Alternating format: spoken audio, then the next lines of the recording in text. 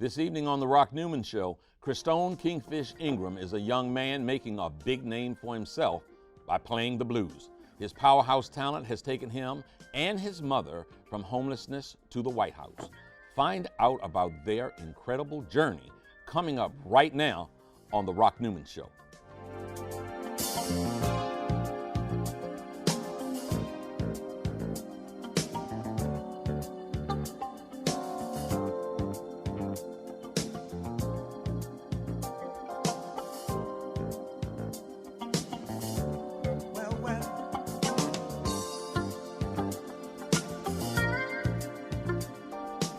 Welcome to the Rock Newman Show from the campus of historic Howard University, located in the nation's capital. I'm Rock Newman, and it is my desire to inspire you with personal stories of extraordinary achievement. My next guest is a musical phenom. Christone Kingfish Ingram started playing drums at the age of 4, and by the age of 14 was playing bass guitar, lead guitar, and singing. Check him out in action. He's a bad, bad man.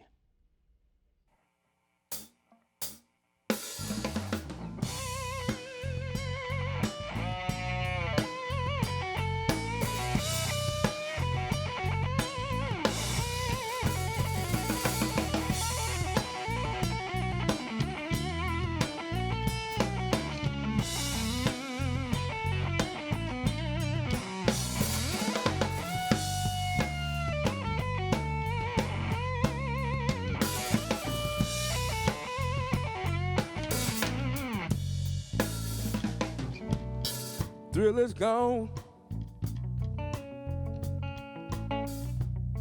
Thrill is gone away from me. Thrill is gone.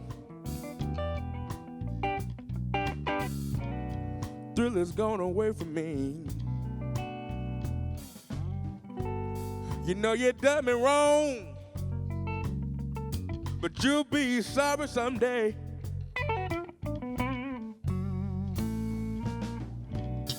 Thrill is gone. Thrill is gone away for good.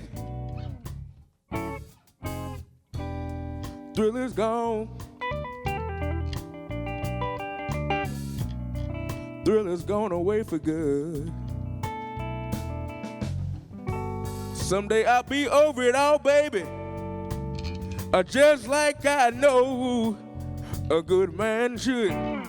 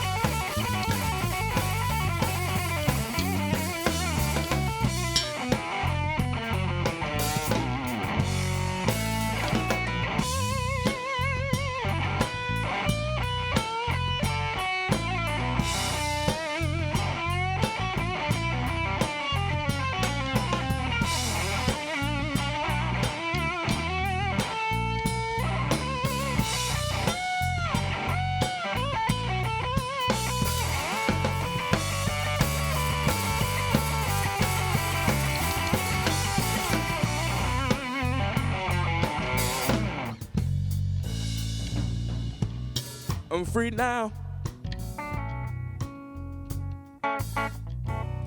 I'm free from your spell. I'm free now. I'm free from your spell. When it's all over, baby, all I can do is wish you well.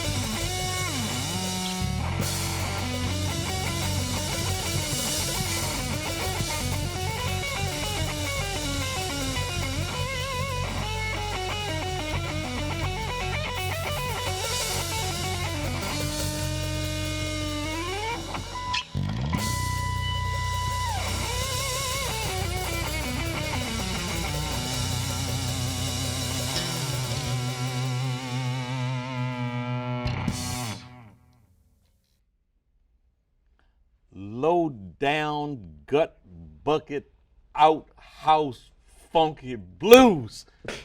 Welcome to the Rock Newman Show. Hi. Miss Princess Bride, thank you so much for being here. Kingfish, thank you for being here. Thank you for having me. Christone, Kingfish, Ingram. Yeah, Yes, that's me. my introduction was correct. You're a bad, bad man. You know, for my viewing audience, I have to do something, and that is to say that I met you guys. I called you several months ago about doing the show. I saw some of your video on YouTube and called you guys and ultimately arranged that today would be the day that you'd come on the show. And in the time that we've talked, each of us have contemplated that maybe we would be doing some work together. So in the spirit of disclosure and candor and transparency for my viewing audience, I want to let them know that we've had those discussions. Now that I've gotten that out of the way, I've been trying to figure out where to start with this incredible talent. This young man just turned 17 less than 5 weeks ago and has that kind of display of talent. So I was tempted to start with him, but I'm not going to. I'm going to start with you, Miss Bryant, because the blues speaks to the innermost of our feelings. And one, I think, in order to get a proper perspective of an artist, needs to understand from whence that artist comes, what has been their experience. And you, as the mother, we'd like to understand your journey so we can better understand Christone's journey. So if I could ask you, if we could start, tell us where you were born and tell us a little bit about your childhood, the good and the bad, if you don't mind. Okay, well, my name is Princess Bride Ingram. I was born in Batesville, Mississippi, which is Panola County, which is 36 miles east of where we live now, Clarksdale, Mississippi.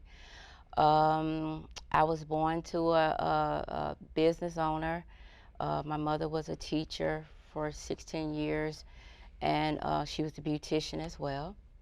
My childhood, I was reared mostly by my grandparents. Mm-hmm. I spent most of my time around older people. Mm-hmm. So you can say I'm an old soul. Okay. You know, okay. I had a childhood where I was isolated quite a bit because of some things that happened to me in my childhood. I was sexually molested at the age of 9 by a close family of the friend of the family. And I kept it hidden for quite some time. And I kind of became in my own space, in my own world, mm-hmm. so to speak, if you can understand what I'm saying. I can. It makes me think about Maya Angelou, knowing why the caged bird sings. Yes, yes. Uh-huh. You know, I didn't become silent like she was, but in my own way, I ventured off to myself, never playing with a lot of other children. I was mostly it's like I talked to myself a lot, but at the present time, I didn't realize God was there listening to me. So it still bothers me. I'm still healing from it, but every day it gets a little better. You know, I find it, I didn't know, just exactly what you were going to say, but I find it very courageous that you would acknowledge that, because it is something that so many bury so often, yes, and never speak to. Right, right. Some people, they hide it and then they act another way. They become another person. They become silent. Everybody does not react to it, in the same way, but it's still bad. It doesn't make anything good about it, anything. You kind of have an identity crisis for a while, because you have a lot of unanswered questions, wondering why this happened, why it happened to me. I've heard someone say that sexual abuse is like murder because it murders the part of a child. Yes. Well, it murders the part of a child, and it's according to who does it. If it's a woman that does it, then you have a hard time trusting women. If it's a man that does it, you have a hard time trusting a man. Yeah. So. And so often it happens by those that you do love and trust and look up to. And when that violation happens, it just sends people haywire. Yes, it oftentimes. does. Yes, it does. It sends you into another place. Yeah. It does. Okay, so Christone, let me jump right to you and ask you, in terms of your playing your instrument and getting into your music, do you feel as if that's very much you as an individual, or do you feel as if part of what you express through your music might in some way be dealing with your mother's past pain? Well, honestly, yeah, because some of the things we went through together and everything. I'm not gonna say it's more of me and my pain, but it's kind of a half and half situation. So basically, yeah. Okay. Let's stay with that. You say kind of half and half, and you dealing with your pain. So are there moments when you are into your music and you're doing your thing? I mean, I've watched multiple videos of you and seen different expressions. And frankly, there's no way for me to know, I think any particular viewer to know what you might be feeling at a moment. But are you there sometimes into your music, playing your guitar and expressing outwardly some pain that you've experienced inwardly? Oh, definitely. That's with everybody. So basically, yeah, with me, being I don't know how to put this, but I've been bullied before, talked about, and with friends, being, as we young people like to put it, fake, whatever, and everything, and you not knowing who your real friends are. So yeah, I would say that that's pain, and everything. So. And so the genre right now that you're most known for, and for those of you who have not seen Christone perform yet, whether it is YouTube or live or otherwise, he's a young man that aficionados in the industry are referring to as the future of the blues. One of the foremost blues authorities in the world. I had a rather extensive conversation with, and that gentleman said to me that Christone Kingfish Ingram had the talent and the ability, the work ethic, the intellect, and the drive to do for the blues what Tiger Woods did for golf. That was a high compliment and one I think that is well deserved. Now, so can you recall playing at any particular time and hitting it, and you remember sort of what you were expressing or the pain that you were feeling that was manifesting in the blues you were playing? Honestly, I want to say yes and no, but I'm starting with no first. No, because I'm in a different atmosphere when that happens, and I wouldn't say, young man said, it puts me on a high, and when I come down off that high, I don't know what happened. It's just like something takes control. When you're playing your instrument? Right. I'm going to say yes because it's probably one of my most memorable performances. Okay. But yeah, that's pretty much. And can I, and if I pry too much, tell me. No, you fine, man. You fine. You cool. Back you up, cool. Rock. No, you cool. But in terms of the moment, you said that your most memorable performances, you were playing something and you remember what you felt at that time? Right. Do you mind sharing it, or? Well, we played last year at a festival in Sisters, Oregon. It's called Sisters Folk Festival. We were probably the only like blues rock band there. And the second show went fine, but the first show was like awesome because the energy and the vibe off the room from the people was awesome. But I was upset before we did that show, and I'm not gonna get into why, but I was upset. Mm-hmm.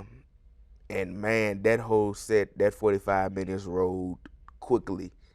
And a lot of the anger that I felt like I put it into the notes that I was playing. Yeah. And after we were done, I literally didn't know what happened. Like literally. So basically, yeah, it's all pain and all that type of stuff. So, Mother, you're sitting there whenever he plays, you're there. Yes. Do you feel as if you can interpret some of what you're hearing? Are you able to identify as the mom what it is that he might be expressing at that time, or is that unknown to you? I can. It has gotten better because I used to just stand by the stage and cry. I would be in tears because I knew exactly. I can tell. I can reassure you. I can tell when Christone is actually playing from his heart, and when he's really giving it all he's got. I said this earlier to one of your crew members that I don't know that person when he's on stage. He becomes a totally different person. I don't know him. I'm telling you, I am so interested in dealing a little more with sort of with that realm, because that's what I'm hearing. Kind of you go outside of yourself. I want to deal with that Yes. when we come back Okay. to that. So let's come back to you. So you had this, difficult childhood. You at some point you started singing yourself. So all of his talent just doesn't come, just drop from somewhere. It's connected to Mama. Tell me about your experiences. Well, when I was smaller, around the age of 5, I traveled a lot with our family choir. And then my family came up, they developed a quartet family group. And my mother was the booking person for that group. And wherever they were, I was there. Or she would take me along. And I started singing at weddings. She started putting me in front of crowds when I was like from 5 on up. And I started being lead vocals for a quartet group. I started doing talent shows, singing weddings, funerals, and just singing a lot in the church. I decided to use the gift that was given to me, because I'm always told if you don't use your gift, you'll lose it. So yes, that's where I started. I've been singing most of my life. That's all I know. I don't know anything but singing. And so Christone, the uncles, they all play. It's somebody in my family, they can either sing or play an instrument. They're very talented. So. And is it correct or not that you're a relative, distant relative of Charlie Pride? Is that Yes. factual? Yes, Charlie Pride is our cousin. Yes. He's actually my second cousin, but he's that's my grandfather's nephew. Let me ask you if you can identify being on stage, performing. I'm sure you're performing before adoring eyes for the most part. Can you recall your most beautiful moment on stage, or the best feeling you ever got, and describe what that was? My moment on stage? Yeah. It's the same with Christone. When I'm on stage or when I'm singing, I'm not there. I'm somewhere else. I'm in another dimension. I'm not there. I can't explain it to you. I wish I could. But it's like a gift that we have, and you just go somewhere.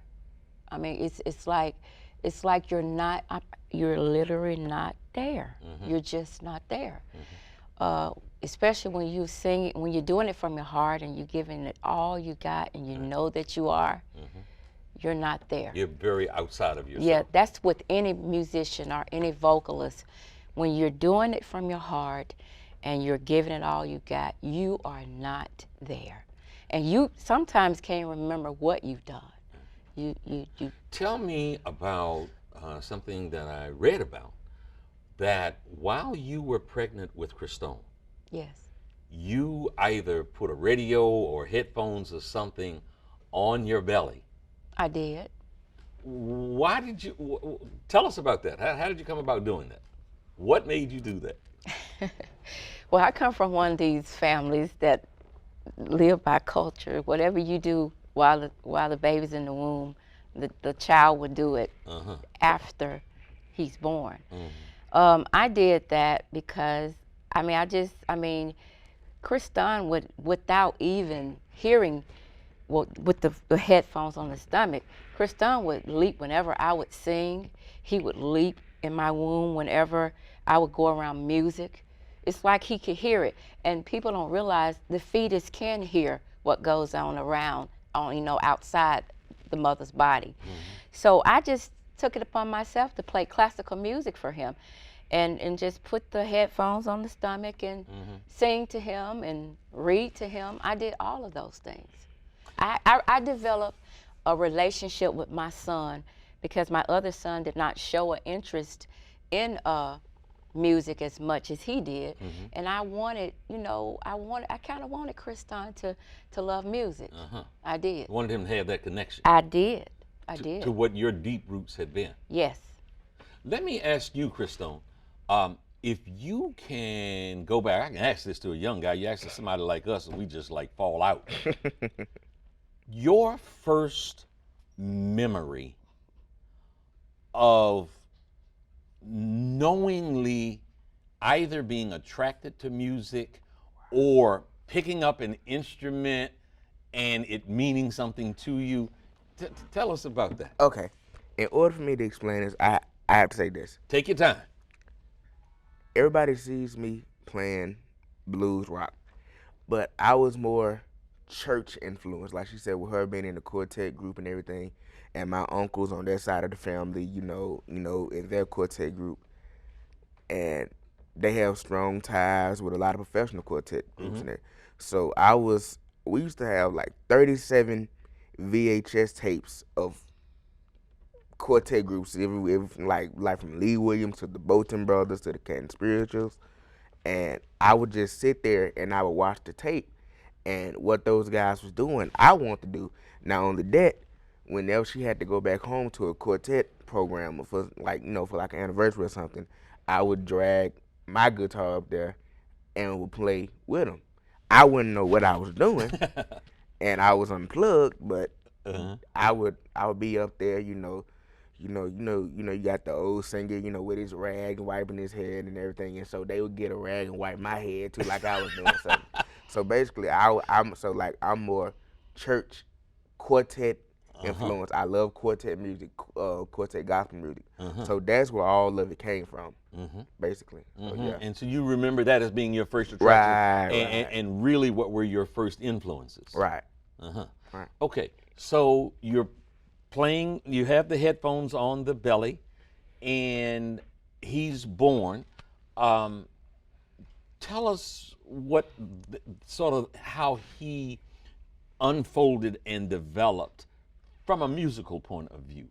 Your first memories and responses that you and those who were close to him, what did you all see in this little prodigy to be? Really? Well, like I said, we went around the family a lot. We were always around the family. And he first took an interest in drums. I mean, he was always tapping on something. Tap, tap, tap all the time. Then, I mean, it wasn't so much as the guitar he was interested in, it was the drums. And then we started, we put him in this program in Clarksdale where they teach kids from 3 to 83 how to play the blues. And so that's when it developed. When I saw him, he was always beating on something. We bought him instruments. Whenever and I would tear him up. Yeah, he would tear them, and then I would tear him up as in being mischievous, or tear him up playing them so much. Both. A little bit of both. A little bit of both. And like if I did a solo or something, he would come behind me, and I would have to say, ladies and gentlemen, we are glad to be here, you know. And so he really didn't know how to play at all. He was just, I felt like he was just working it into existence, because it started at a young age. He just carried a guitar around everywhere we went. 2, 3, 4 years old? Probably about the age of 4, the age of 4. And then, like I said, we got him into this program, and he started there when he was about 8 years old, and then he mastered the bass. He kind of I wouldn't say mastered, but yeah, he's a monster on the bass. And then after that, we went to the guitar. Proud mama. Well, Let the proud mama be the proud mama. Well, I'm telling you, you know, that's exactly how it happened. You know, he is a monster on the bass, and I will always say that. Then we went to guitar, and then we found out he had this extraordinary syndrome that he has, which is called Asperger's, in which he hears music all the time. And that's like a mild form of autism, where he hears music and he can listen. So he's actually clinically diagnosed. Yes. With autism, Asperger's, whatever. Yes. Okay. Asperger's syndrome, and he can hear music, and it would be so strange because sometimes he would rehearse, and I would go and I would find him in his room, and he would be laying back, asleep, and the guitar in his hand, and I would just leave him there all night, just like that. I would not move him, you know, and because that's when I realized it had become serious. When he started doing this every day, I had to hear this every day, and then I got to the point I had to drown it out because, you know, the musician's mother and father just have to tune it out. But I realized then that this is what he wanted to do. So I hope my audience is finding this as interesting as I am finding it. This piece about you hearing music all the time. Tell us about that. Well, I mean, like Hendrix, I can hear the music, you know, so, you know, like, I wouldn't say if I'll be bored somewhere, like if I'm just somewhere and I'm not doing anything, I could hear guitar riffs and everything, and I wouldn't wait to, and I couldn't wait to get home and try to play them and everything. So basically, constantly, I'm hearing music right now. Really? Basically, so. You know, man, one night there's a place here in D.C. called Georgetown. Right. And I was at a cafe. It was about 3 o'clock in the morning. It's one of the few places you can have, you know, late night breakfast in D.C. And R. Kelly had a concert, and he and his crew came in. It was probably about 20 people. I happened to be sitting close to where he was, and R. Kelly would be in the middle of a conversation. When I say middle of the conversation, he would cut a sentence off and on the table do something like, just like go off like he all of a sudden wasn't there, he was totally somewhere else. Is that what you're talking about? Did you hear Basically, you know, like I said, I'm hearing a guitar riff right now that I really want to play so bad. You know, cause I'm scared I'm going to forget it later, but hopefully not. So the guitar riff that you're hearing right now, is that something you can verbalize at all? Can you verbalize? Well, talk about. Oh no. It's something that I just can't explain. I would have to play it. Right. So, I mean, that's just how it works with me. So. So us mere mortals, we really don't understand how you geniuses. I'm not a genius. I'm not. Well, let me tell you something. When it comes to your music, it seems as if you are. And I visited Clarksdale a couple of weeks ago, and certainly your principals, your teachers could not have been more complimentary about, you know, sort of your commitment and them supporting your effort to further your music. And I don't think they would do that if you didn't reciprocate with some seriousness of effort in trying to get your work done. Now, I mentioned Clarksdale, and some folks may or may not know that Clarksdale is considered to be the home of the blues. yes. There's the blues, the Blues Hall of Fame is there. Oh no. No. No. That's in Memphis. But what is the area next to the museum, next to Ground Zero? The Delta Blues Museum. The Delta Blues The Museum. Delta Yeah. Blues Museum is there. Yeah. Tell me, if you will, and if both of you take a stab at this, sort of, I will ask the question this way. I grew up in a family playing baseball. And so by the time I was 6 or 7 years old, having played with 5 or 6 brothers, that's all we did. I was extraordinarily proficient. What is it about growing up in that area that is the home of the blues, almost like it's in your DNA? What do you feel growing up there how has that benefited your talent and your progress? Oh, well, for one, it's a small town. Clarksdale is a small town, and there's not much to do. Mm-hmm. Either you play sports, or play music, or do nothing. Mm-hmm. And I won't get into the other stuff that you can do, because that's not. That'll get you put in jail. Yeah, or killed. right. So like I said, so there's not really much to do. So a lot of and it's not only me, but there's a lot of kids in my hometown that are talented with music, and I'm friends with a lot of them. Yeah. So everybody has a musical background. Either they're playing in church, or somebody's somebody is related to a celebrity that plays blues, and that's from Clarksdale. So yeah, it's the way the old people said, I think it's something in the water. Something in the water. Basically. And so, it gets in your DNA. basically. Yeah. So. Ms. Ingram, you have been charting a course with a kid who is, in a word, super talented. Charting a course, another way of saying that is handling and managing his career.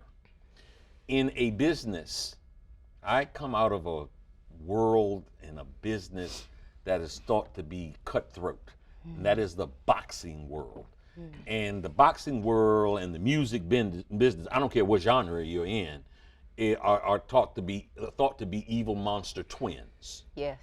So tell us a little bit about what some of your challenges have been in representing a young man like Kingfish in those shark-infested waters of the music business. Do we have all day? Huh.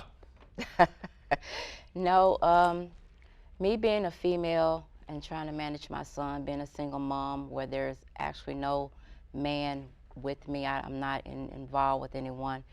I've had some people to insult my intelligence and tell me that I need to get business courses. I'm not aware of what I'm doing. You have no clue of what you're doing. I've had some people to literally push me down, cause injury to me. Just several things has happened to me that I don't want to speak of. But since I've been in this business, it is a hardcore business, cutthroat business. You always have to be on your P's and Q's. You always have to look over your shoulder, and you have to pray very hard. Pray very hard. And with me, with Christone, the journey has been, these last 5 years has been very long. Due to some of the health reasons I have, health illnesses I have. And it's just, it's... You know what? I'd like to deal with this a little bit, because in the lead up to the show, we talked about, and I was shocked to find this out, we said homelessness to the White House. So you guys each have experienced a period or periods of homelessness? Yes. Not having a place to go, get kicked out of a apartment.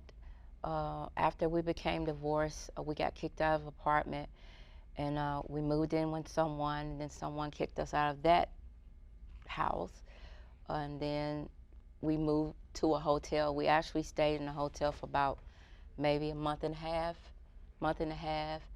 He went to school, same way, but we stayed in this little cheap hotel, and we were homeless.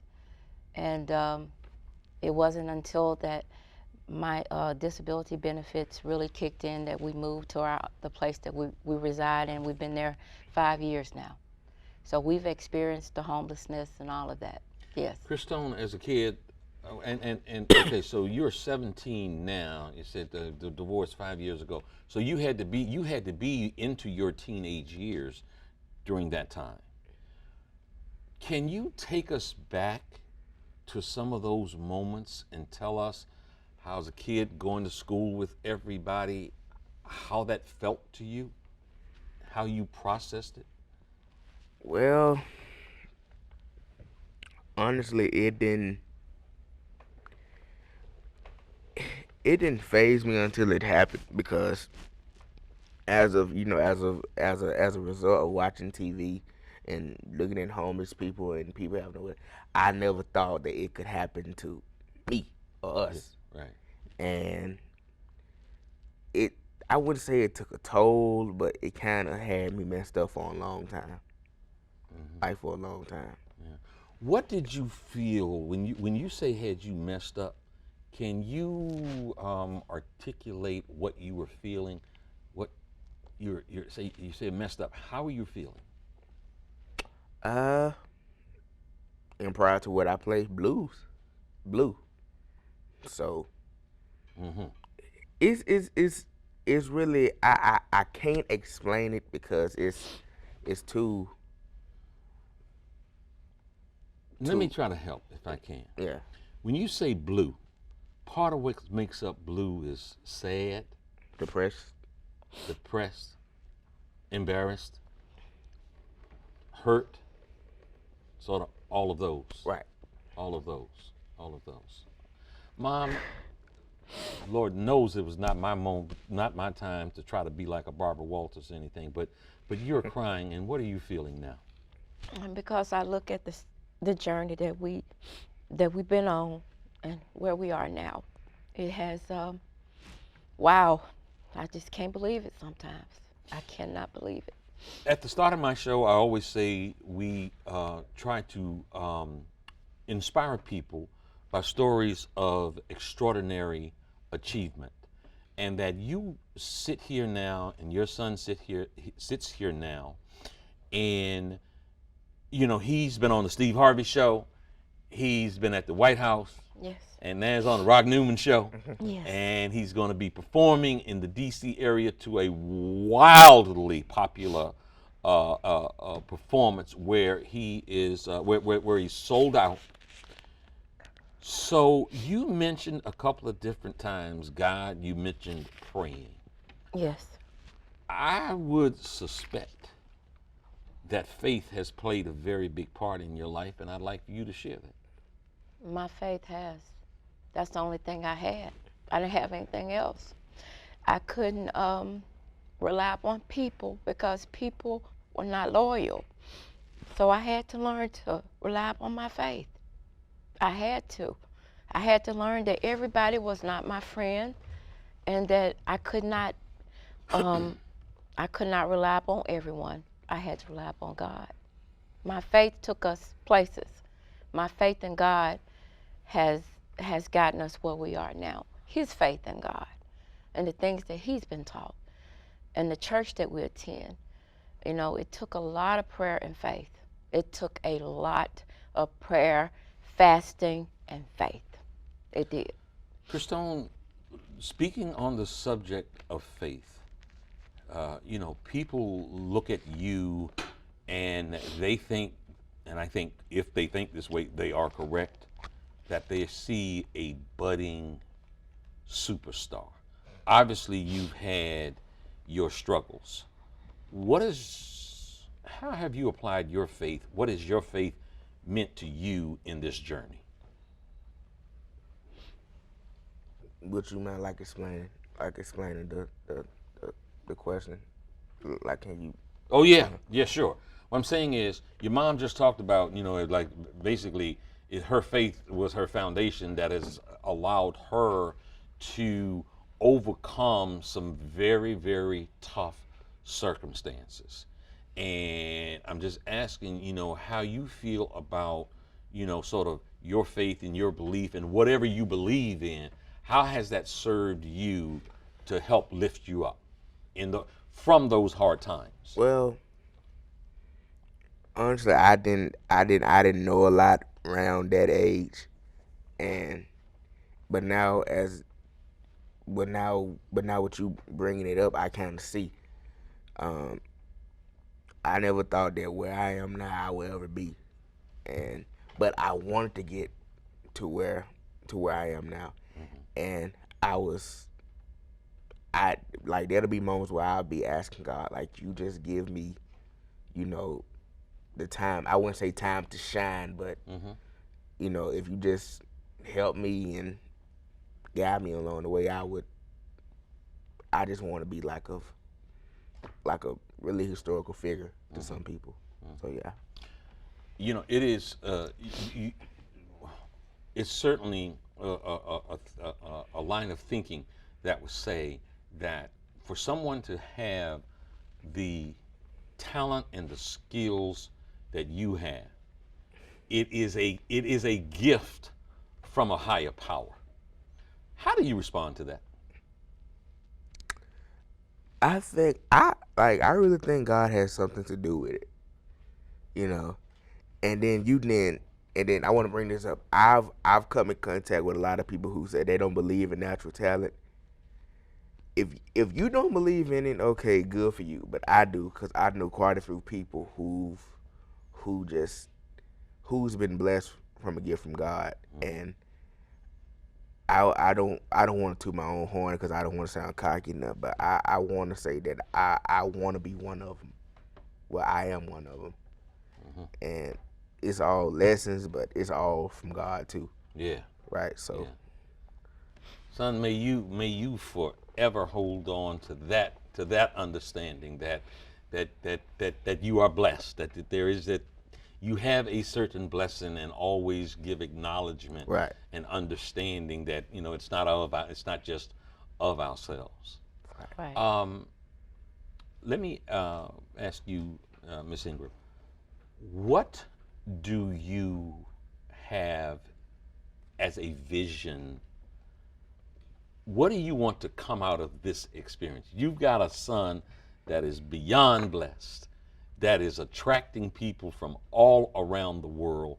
People all over the world are calling for him to come and play. What do you hope comes out of this journey? Well, I want the gift that he has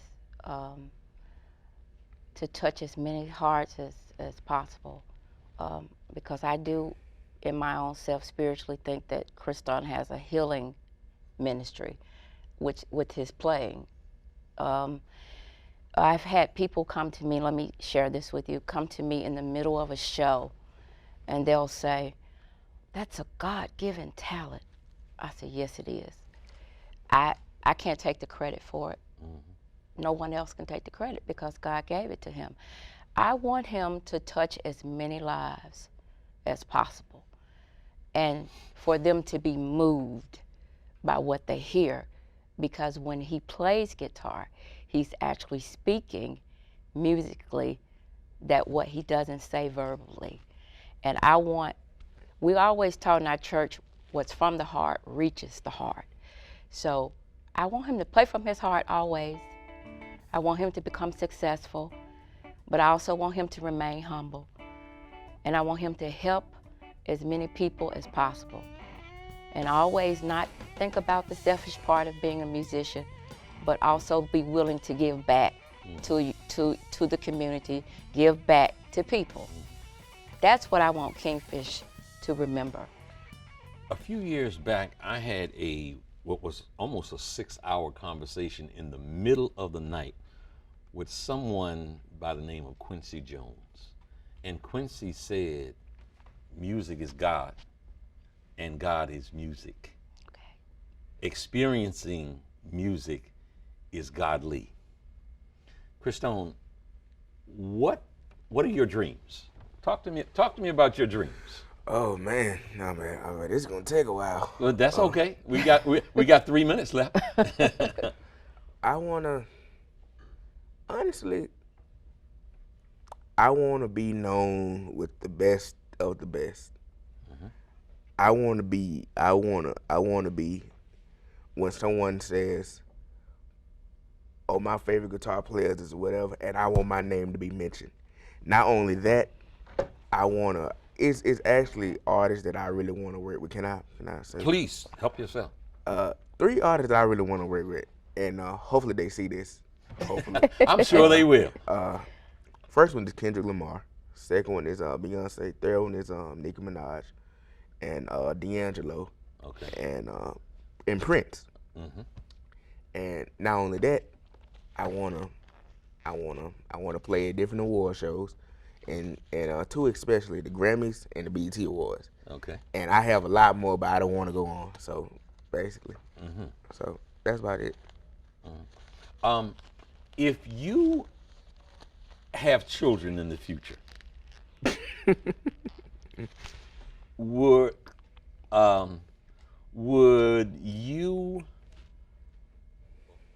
you try to introduce your children and encourage your children to pursue music?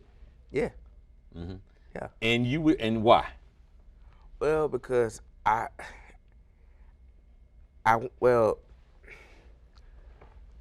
with me being a second generation musician, coming from my mom, I want to go on, like I want to make a legacy, and it'll be nice to have kids of my own who wants to take this and go and go to new dimensions and all that type of stuff with it. So yeah. So we have now about a minute left, and I'd like to ask you, what's been the happiest experience you had playing music? Actually, it's 2. Okay. The first one was when oh man, it's more than 2. The first one was when I got a chance to play at the White House in front of First Lady Michelle Obama, and the second one was when a really great friend and one of the baddest guitar players ever, Eric Gales, called me to come on stage with him. Yeah. Well, not that was when he called me. Well, I called him, but I got the message to call him. Yeah. And with him being a really great friend of mine and one of the baddest guitar players ever, it really did something to me. Go back to the White House for a moment, because the White House is only about 5 minutes from here. Right. In 30 seconds, tell how you felt there at the White House. I wouldn't say an out-of-body experience, but it was, for a long time, I forgot it happened because it was, I was in the moment at the time. You're in a state of disbelief. Basically. Well, I'll tell you something. I am so flattered and honored that both of you came to share here today with us at WHUT.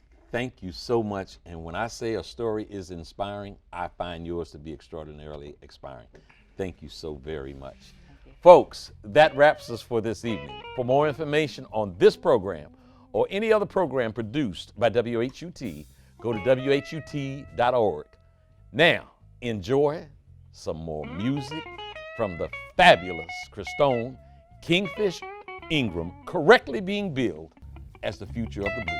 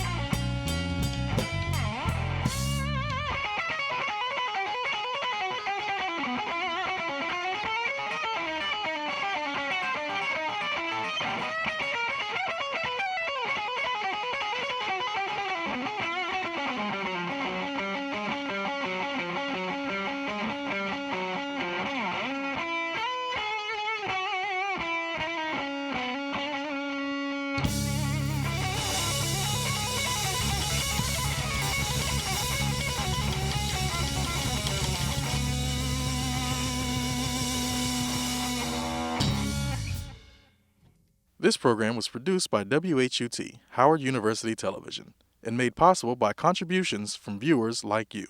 Thank you.